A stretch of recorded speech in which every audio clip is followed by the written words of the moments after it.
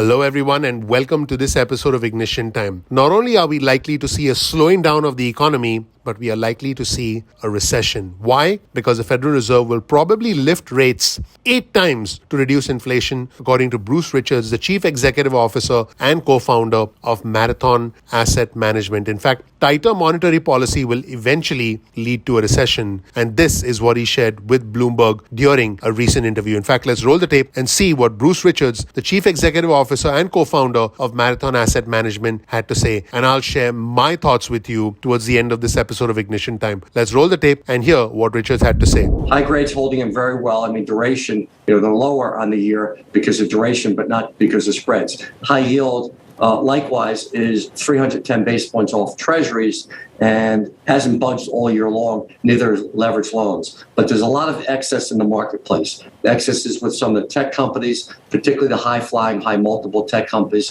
SPACs, venture capital, early-stage biotech. We see a lot of, the excesses in the marketplace. The excesses are really not in credit.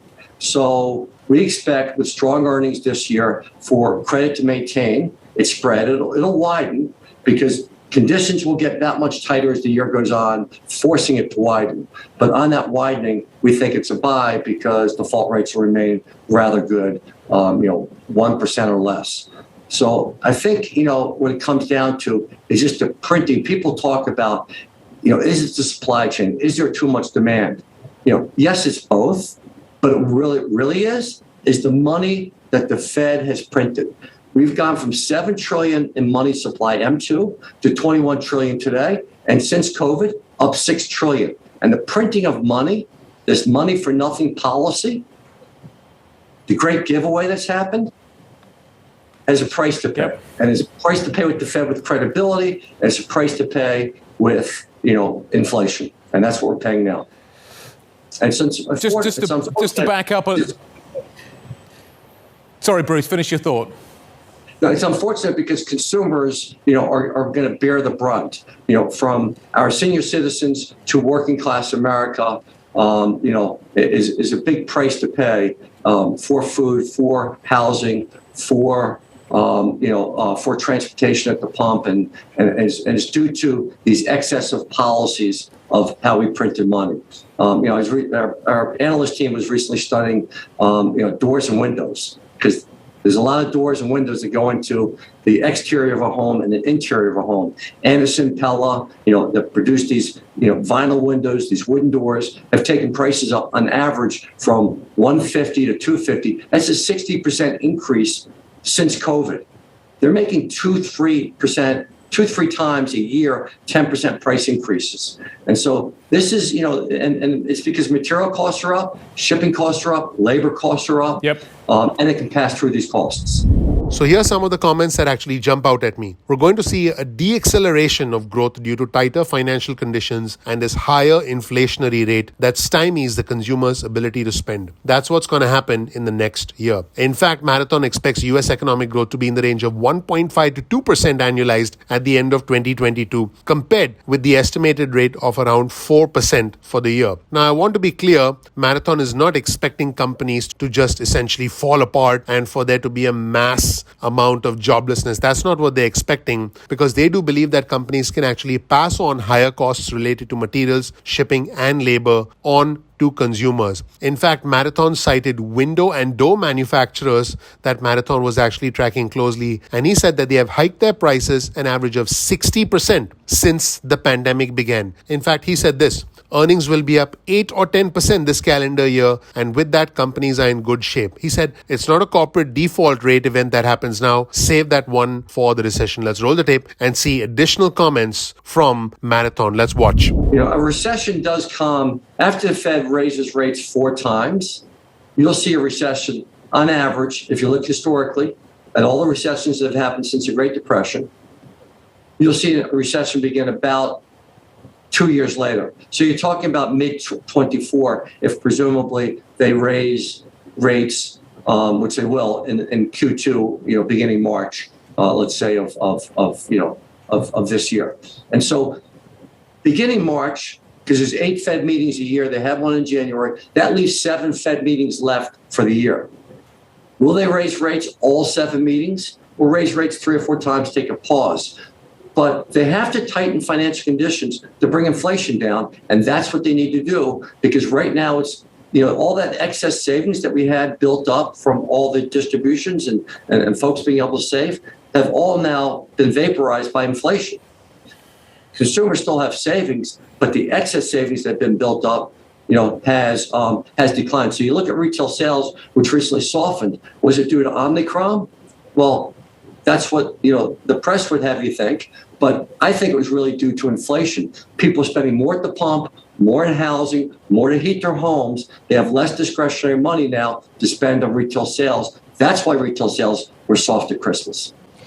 Bruce, in this kind of environment that you're describing, is it one in which there's going to be more opportunities in distress? I think credit is going to be really strong, because earnings will be up 8 or 10%, and this calendar year. And with that, companies are in good shape. Most of the companies that we track are in good shape. Some can't pass through, the higher costs, but almost all these companies that we're tracking are passing through higher costs. So I think it's not a corporate default rate event that happens now. Save that one for the recession, not for financial conditions. Financial conditions tightening, first round is Treasury rates move up as the Fed buys less for its balance sheet and as they raise rates. The second part of that, as financial conditions tighten, will be wider credit spreads. Those wider credit spreads can be absorbed by the companies because companies are, for the most part, still highly profitable. But it's when a recession hits, when the economy actually turns down. So right now, the economy last year grew at 6%. This year expected to grow at 4% and might start that way.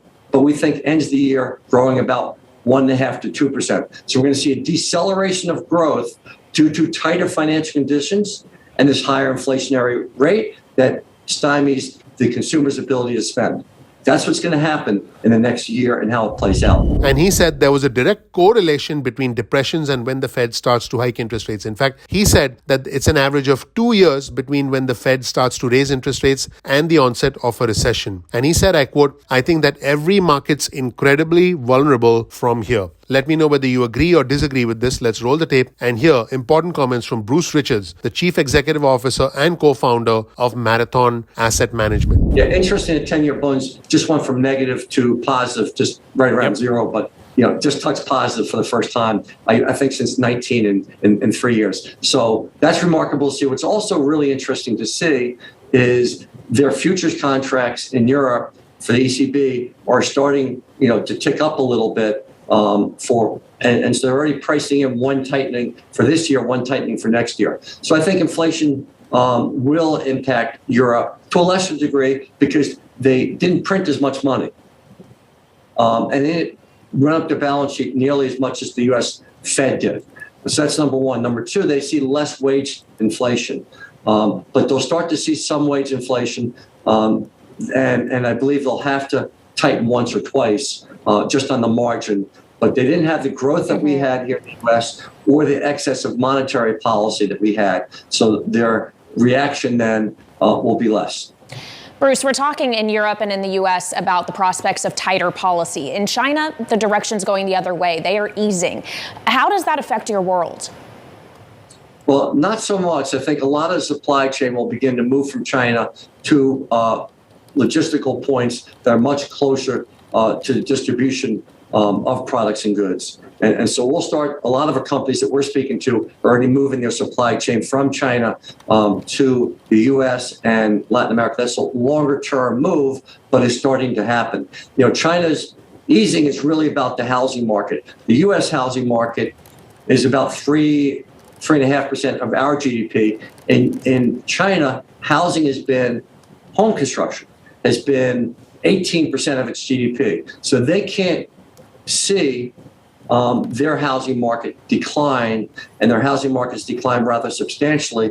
Evergrande and all the other companies that went way beyond their skis and are in the process of defaulting and restructuring. So that they're in the process of easing to make housing affordable, to allow an easier financial condition for the companies to complete these projects. And the fact that they tightened the year prior gives them the ability to now ease. And so I think China is in a very different place than what's happening in the US. So folks, here's the bottom line. And remember, my goal is to educate you about matters that are important to the country, the economy, as well as our money. I'm going to tell you the truth no matter where the truth leads us. I think the government is no longer going to come to our rescue. There will be no more stimulus checks. There will be no more unemployment benefits. I think at this point, we need to be ready for anything that lies ahead. And as the Federal Reserve raises interest rates, it'll become harder to borrow. It'll become more expensive to borrow. Economic activity will indeed slow down. Now, costs may come back down, inflation may come back down, but the economy will slow down and this could lead to a recession. What you need to do is save money for a rainy day. And you need to make sure you have a steady source of income, and you need to make sure you do not risk your money. You need to make sure that, let's say your monthly expenses are X, you have at least 6X saved up in your bank account. So if your monthly expenses are $2,000, you need to have at least $12,000 saved up in your bank account before you even think about investing, because you need to plan for the future economic slowdown that could potentially happen in our country. This has huge economic implications, huge political implications that I'll be covering on our channel in the future. But please let me know what you think in the comment section below. Thank you so much for watching. My name is Dr. Nitin Chhoda with Ignition Time. Please click the like button. Please click subscribe and please enable notifications. I appreciate you. Please also follow me on Twitter. This right here is my Twitter handle. My Twitter handle is ignition_time. That's ignition_time. Thank you so much for watching. I appreciate you. I'm looking forward to seeing you in the next episode of Ignition Time. Take care. Bye.